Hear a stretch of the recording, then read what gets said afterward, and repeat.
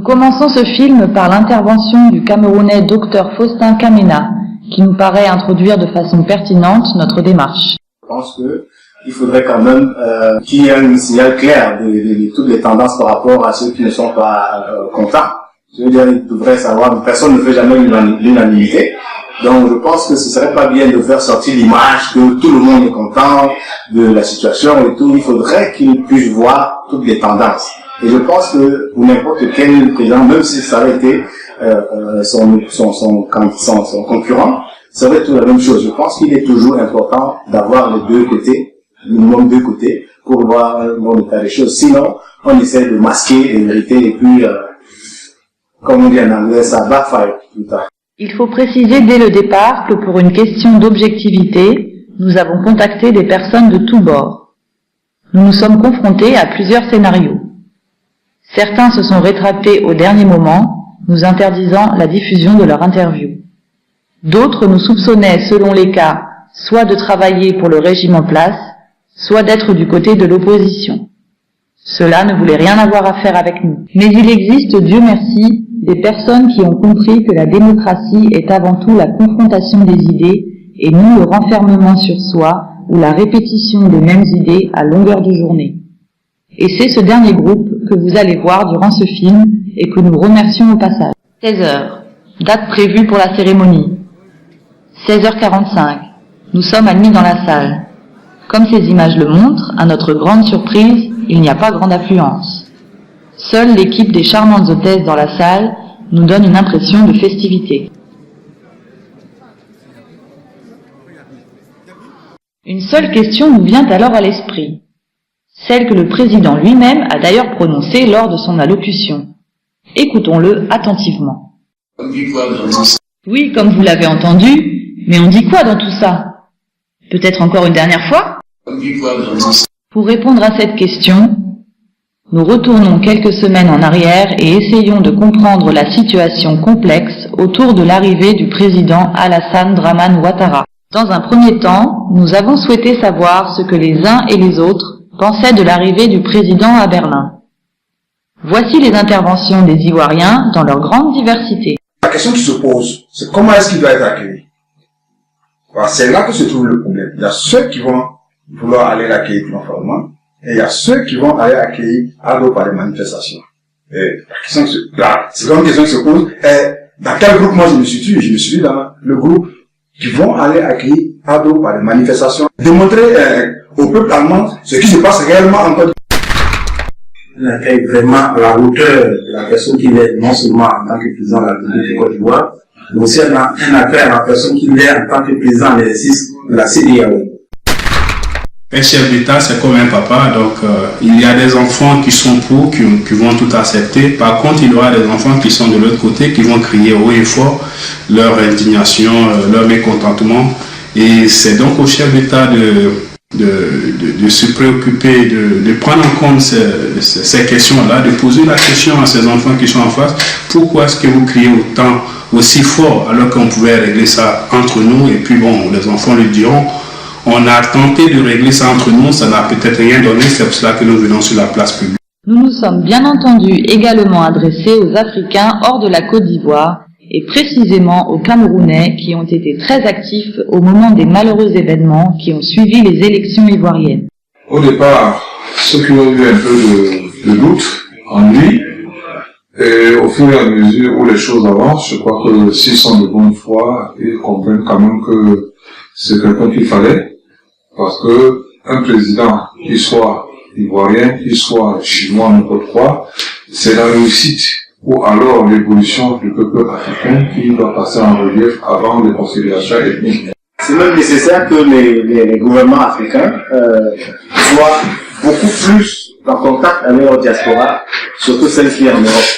Parce qu'il ne faut pas l'oublier, dans le développement d'un pays, surtout nos pays en voie de développement, la diaspora peut jouer un rôle extrêmement important. On l'a vu pour les pays comme l'Inde, la Chine, et je pense que, je trouve d'ailleurs très dommage que ce genre de visite soit très rare. Hein?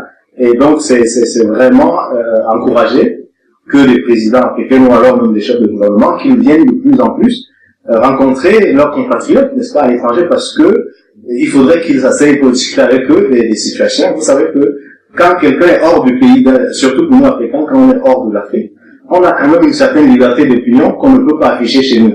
Donc, si un président est sérieux et il veut vraiment comprendre la vérité, qu'il vienne parler aux gens qui ne sont pas dans son pays, qu'il vienne parler aux gens qui sont peut-être en Europe, aux États-Unis, qui ont une certaine liberté pour pouvoir, parce que vous savez, quand vous êtes pas sous le joug quand vous n'êtes pas sous les menaces, vous pouvez dire ce que vous pensez. Chaque Ivoirien ici pourra dire à la salle, je vous aime ou alors je vous déteste, et il pourra lui dire ça de son fond de cœur. Il mérite son accueil. Moi, je le considère comme un président qui a été élu démocratiquement. C'est pas tous les jours qu'on a ça en Afrique. Je le dis en tant que Camerounais. L'Afrique ne vit pas l'autarcie. Les États africains ne vivent pas l'autarcie. Et, on le sait, il y a des relations historiques entre l'Europe et l'Afrique. Et cela n'est qu'une évidence qu'il y ait des présidents africains qui se déplacent pour l'euro. Selon les institutions ivoiriennes, c'est le président ivoirien, il doit être reçu avec tous les honneurs dus à son rang. Je crois que le linge sale cela renferme. Mais c'est tout naturellement qu'à cette question se mêlent automatiquement des références à l'affaire Laurent Gbagbo. Voici les propos que nous avons pu recueillir. Ils sont toujours très divers selon les tendances. La vision de Laurent Gbagbo pour la Côte d'Ivoire, c'est que la Côte d'Ivoire doit partir de la Côte d'Ivoire. C'est-à-dire il faut que les Ivoiriens eux-mêmes tirent en eux les ressources nécessaires pour partir leur pays. Par contre, ce qu'on voit avec le nouveau chef d'État, c'est que les Ivoiriens, je m'en fous, ils peuvent faire tout ce qu'ils veulent. De toute façon, l'argent ne travaille pas. L'argent circule, ça travaille. Ne circule pas, mais ça travaille. Donc, moi, je vais aller demander à tous mes amis de l'autre côté. Donc, c'est pour ça, vous avez remarqué, en moyenne 3 voyages par mois.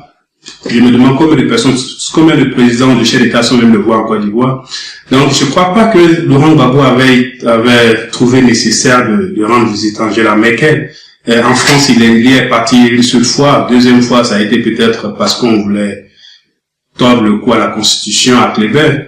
Mais pour Laurent Gbagbo, c'est la Côte d'Ivoire d'abord. Il a été élu pour servir la Côte d'Ivoire, les Ivoiriens. Donc, il reste pour vivre la Côte d'Ivoire les temps difficiles avec les Ivoiriens. Ce n'est pas le cas.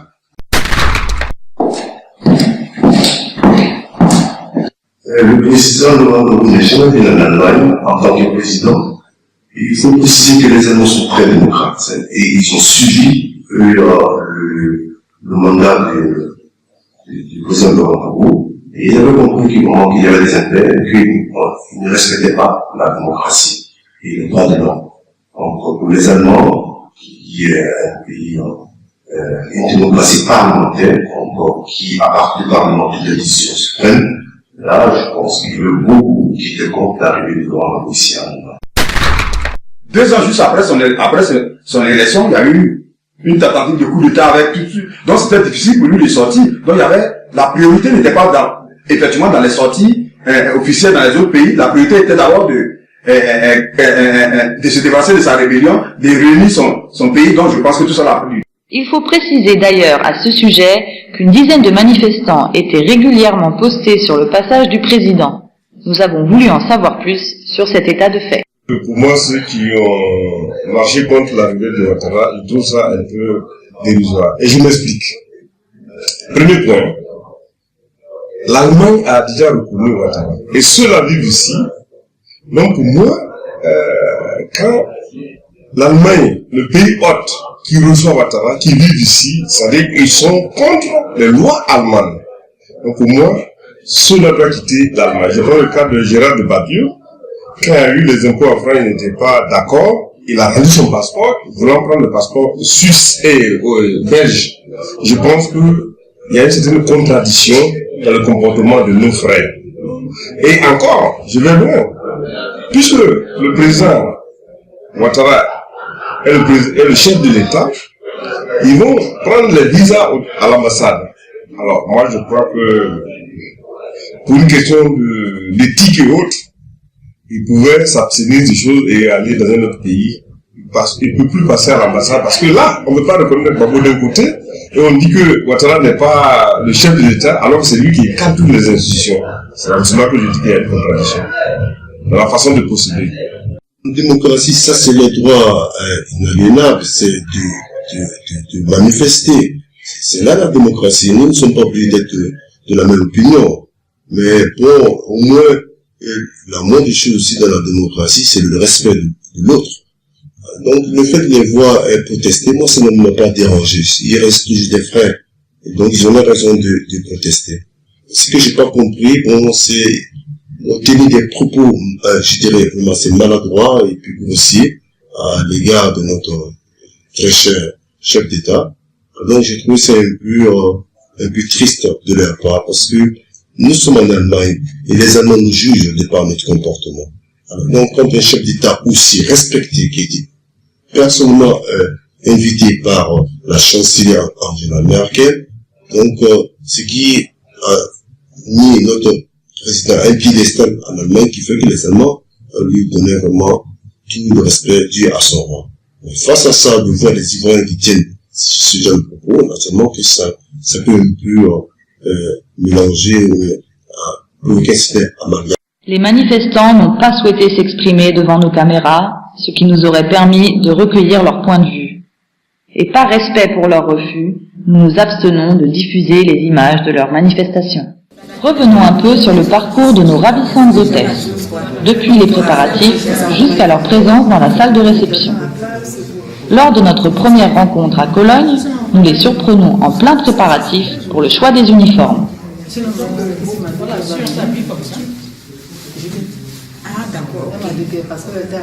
Quelques semaines après cette rencontre, à leur arrivée à Berlin le jour J, elles rencontrent des problèmes de vestiaire.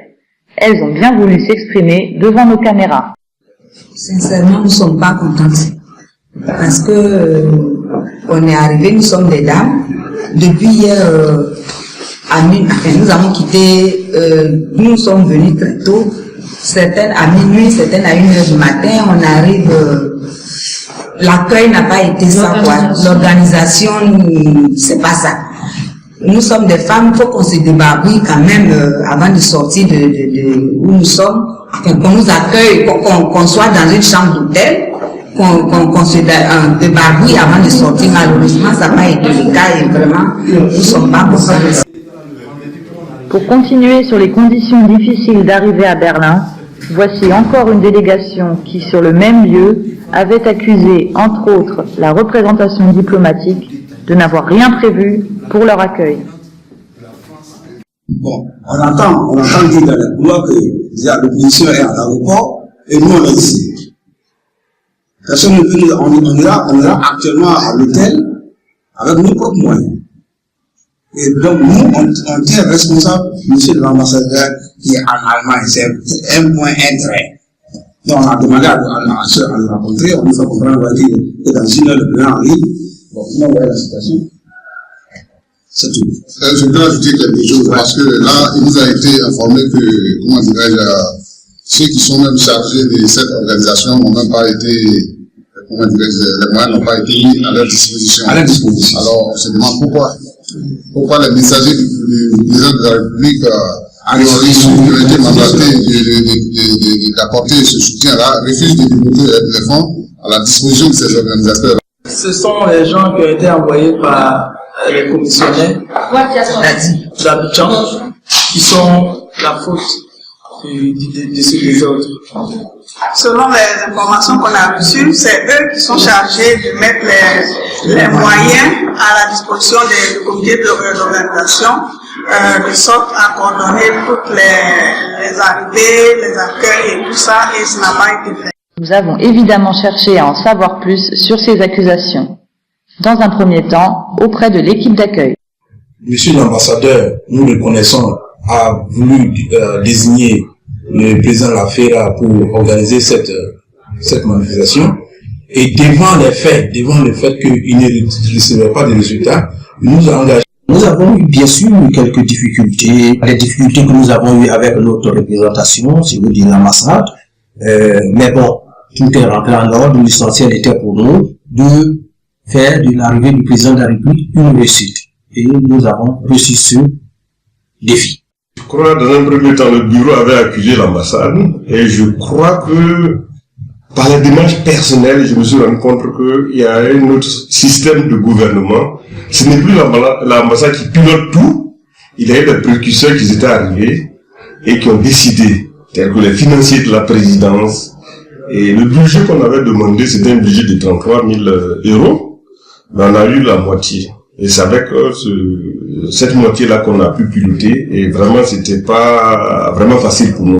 Par mesure d'honnêteté et d'objectivité, nous avons par tous les moyens, officiels et officieux, cherché à entrer en contact avec la diplomatie.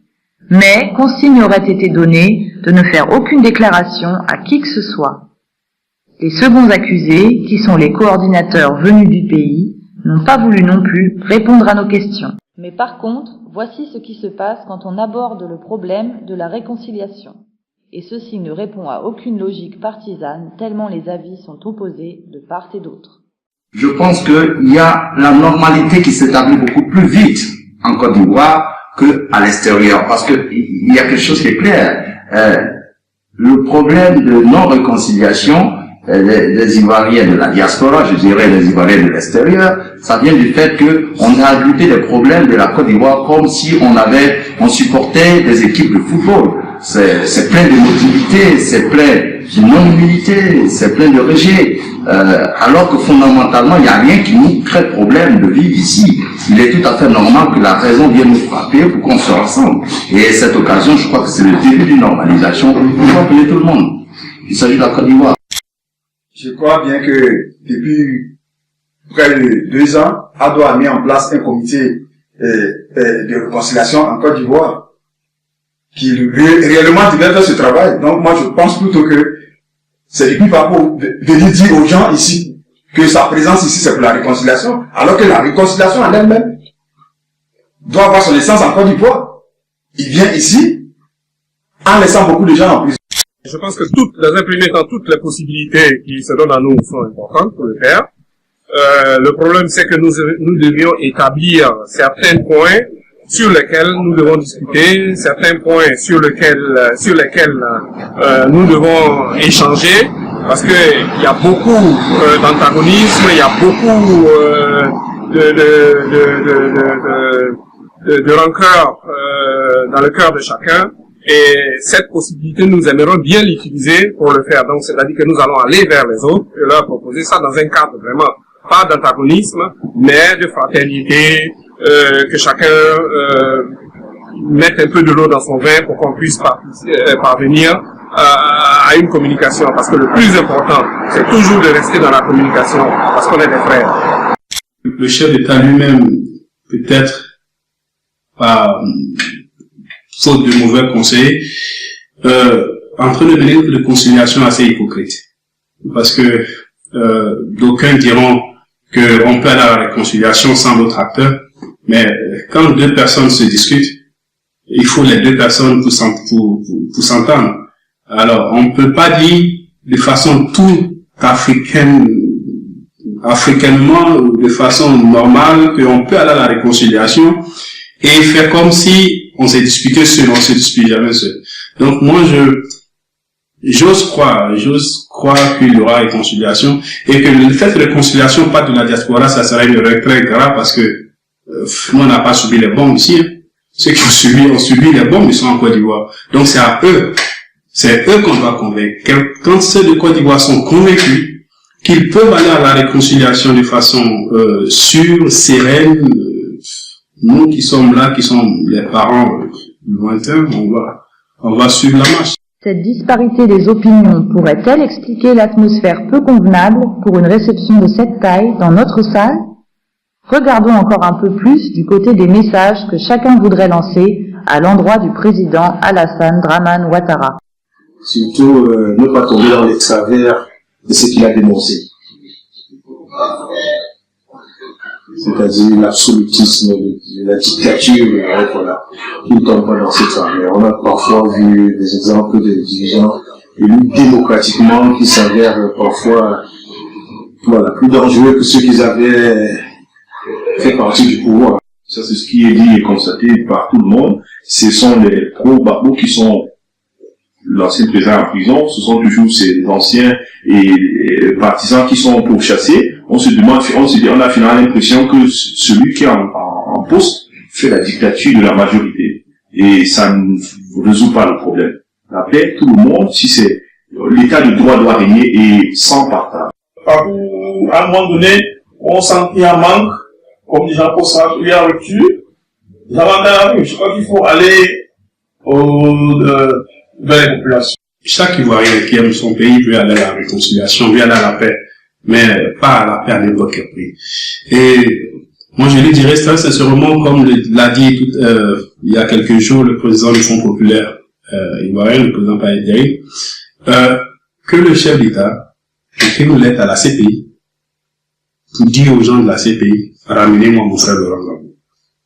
Parce que qu'on ne se demande pas, s'il y a une seule personne en Côte d'Ivoire qui ne mérite pas d'être là, c'est lui. Mais je crois qu'en Côte d'Ivoire, souvent, on a l'impression que les gens ont perdu un peu la raison, quoi. On dit que Laurent Gbagbo mérite d'être à la CPI. Mais dites-moi, si Laurent Gbagbo mérite d'être à la CPI, ceux qui ont fait le coup d'État de 2002, qui ont écrit des livres, pourquoi ils sont devenus rebelles, vous les mettez où? Pratiquement, comment est-ce que la diaspora ivoirienne peut participer au développement de notre pays? Parce que, comme je l'ai dit, l'Allemagne regorge de possibilités et nous sommes depuis longtemps là. Nous maîtrisons la société et le système de fonctionnement allemand. Donc, je lui demanderai de créer le cadre nécessaire, n'est-ce pas, pour nous permettre d'échanger. Parce que c'est le système d'information qui est défaillant actuellement sur la gestion de la chose publique. Et si ce système d'information sur la gestion de la chose publique est possible, nous croyons que nous pouvons faire beaucoup d'apports dans le domaine de la haute technologie, mais aussi dans le domaine de la gestion de l'administration. Nous, ici, nous sommes nombreux qui voulons retourner, certes, mais si on retourne, on veut créer des emplois, on veut investir et on cherche des possibilités aussi d'avoir des facilités dans ce domaine-là. Alors, parce que la plupart du temps, la difficulté, c'est que ici, on a des jobs relativement bien payés et très souvent, quand on compare avec le salaire qu'on aurait au pays, on se dit non, autant rester ici. Mais si de l'autre côté, dans notre patrie, on se rend compte qu'on a vraiment les possibilités qui sont là et les, comment dire, en allemand rares, même les conditions qui sont posées, nous sommes nombreux qui sont prêts à retourner. Peut-être que l'une ou l'autre de ces interviews pourrait donner quelques éléments de réponse à notre question de départ. Jour J, 18h45. Retournons encore dans la salle pour chercher d'autres réponses à la question principale. Pourquoi la venue du président semble-t-elle attirer si peu de monde?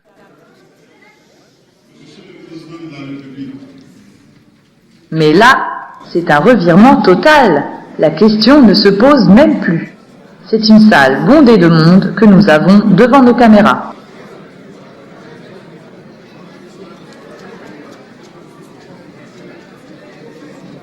En fait, il s'agissait de la même vieille histoire d'horaire des Africains. On est toujours à l'heure, même 3 heures après l'heure indiquée officiellement.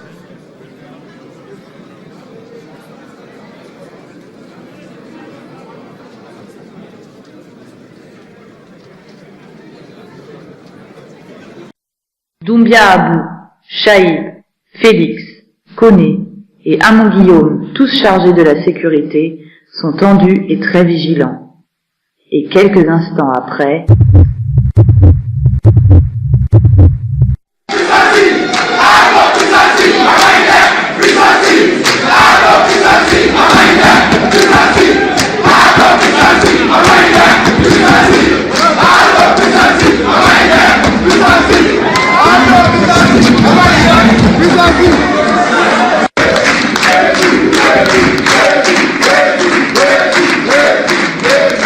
L'Abidjanaise, l'hymne national de la Côte d'Ivoire, est entamé.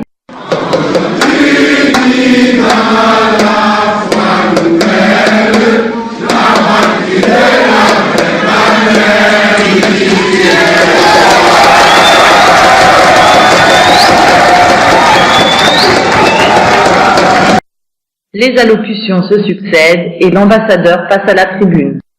Le président du comité d'accueil ad hoc, Aziz Diabaté, succède à l'ambassadeur sous les applaudissements nourris du public acquis à sa cause.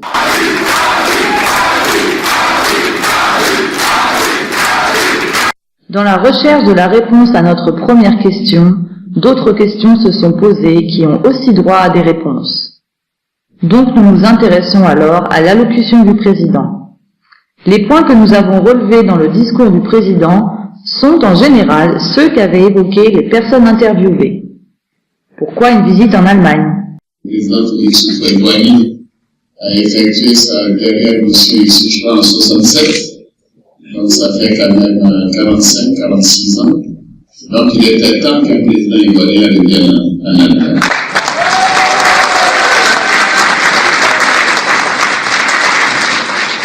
Et la première puissance européenne, la quatrième puissance mondiale, ne peut pas rester en dehors donc du visage diplomatique là. Nous sommes ravis par cet engouement et je dois dire que tous les secteurs d'activité, notamment l'énergie renouvelable, mais également les déchets, les industries de l'agriculture, tous ces secteurs-là ont été abordés par les opérateurs économiques. Nous essayons de leur donner les réponses qu'il faut. Actuellement, nous sommes au stade de contact, mais nous réaffirmons que la Côte d'Ivoire est ouverte, la Côte d'Ivoire redécolle et que tous les investisseurs qui veulent venir participer à ce redécollage et à ce développement-là sont les bienvenus en Côte d'Ivoire.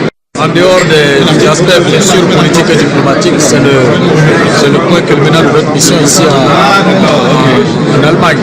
Vous savez, la volonté du président de la République, c'est d'attirer tous les investisseurs, notamment les investisseurs comme ceux de l'Allemagne, d'autres qui connaissent le savoir-faire, le sérieux.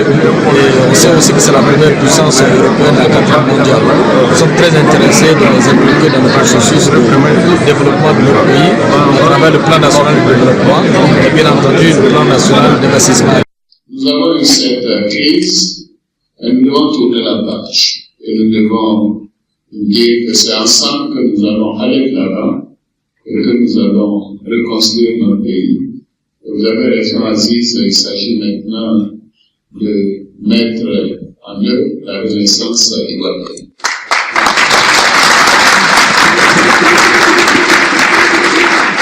Je peux vous assurer qu'au niveau de rassemblement, la réconciliation, nous continuons nos efforts. Nous estimons que les efforts ne sont jamais assez pour réconcilier les Ivoiriens et que, quelles que soient les réactions contraires, nous avons la responsabilité d'aller de l'avant. Je l'ai dit partout où je suis allé, que ce soit aux États-Unis, en Chine, en Europe, ailleurs, en Afrique, que je suis le président de tous les Ivoiriens.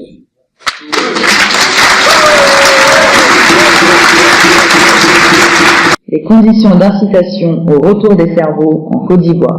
Les conditions d'incitation au retour, mais je crois que ça tombe très bien. Vous savez, j'ai avec moi l'ancien ministre des Finances, qui est maintenant le ministre d'État des Affaires étrangères. Je l'ai consulté tout à l'heure, je lui ai dit, mais qu'est-ce que tu as dit quoi dans mon cerveau?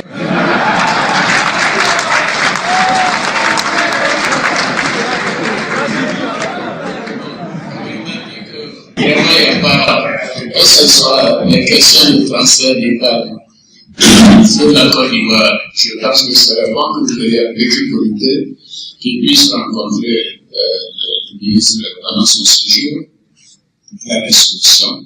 La présidence du visa, il y a également des solutions.